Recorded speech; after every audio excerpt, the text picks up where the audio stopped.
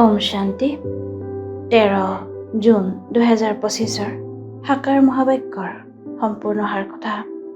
মৰমৰ সন্তানসকল, এই বেহদৰ খেলখনত তোমালোক আত্মাৰূপী ভাৱৰীয়া ভূমিকা পালন কৰোঁতা হোৱা। তোমালোকৰ নিবাস স্থান হৈছে মৰমৰ শান্তিৰ ঘৰ, যলৈ এতিয়া যাব লাগে।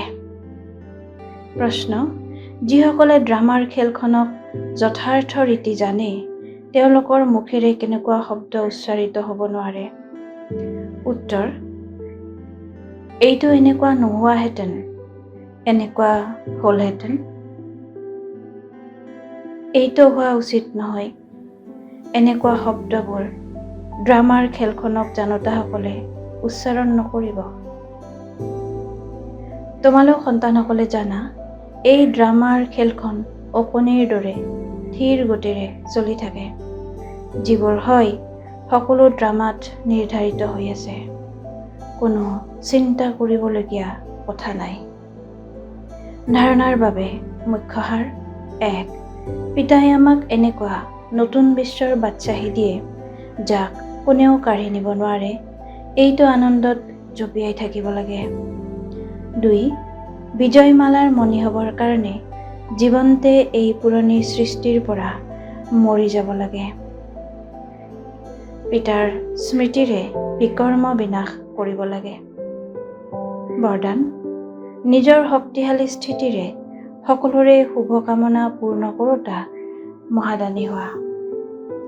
বিস্তাৰ: পাছত অহা আত্মাসকল অলপতে সন্তুষ্টি হ'ব, কিয়নো তেওঁলোকৰ ভূমিকাই খুদকণ লোৱাৰ।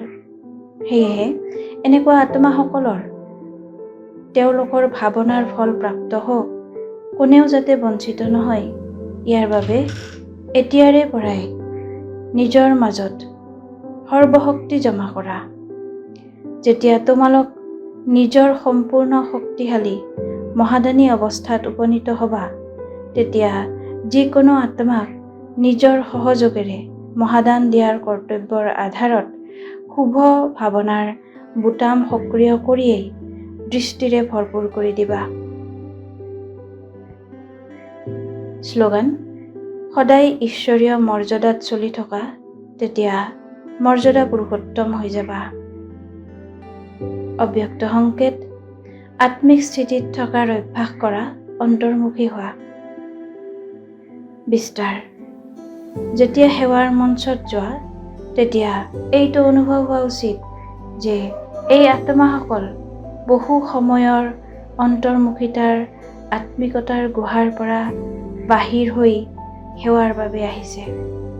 তপস্বী ৰূপ দেখা দিব লাগে। বেহদৰ বৈৰাগ্যৰ ৰেখা চেহেৰাত দেখা দিব লাগে। যিমানেই বেছি আত্মিক নিচা, সিমানেই বেছি দয়া। এতিয়া এনেকুৱা সেৱাৰ সময়। ওম শান্তি।